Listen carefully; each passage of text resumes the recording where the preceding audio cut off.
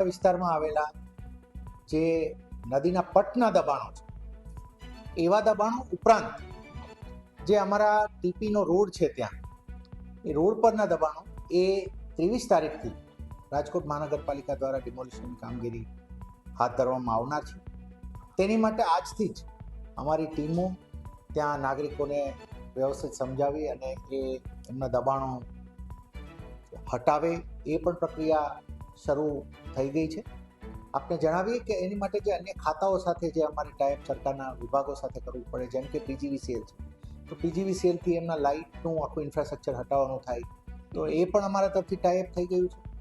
અન્ય અમારા મશીનરી પણ એ રીતે અમે મોબિલાઇઝ કરવાનું શરૂ કરી દીધું છે. આખી કામગીરીને 7 અલગ અલગ ઝોનમાં વહેંચવામાં આવી છે અને 7 ઉપર ક્લાસ 1 કક્ષાના અધિકારીઓ ઝોન વાઇઝ એમાં મોનિટર કરશે અને એમની પણ વ્યવસ્થાઓ થશે અને એક કંટ્રોલ રૂમ પણ બાજુમાં રહેશે.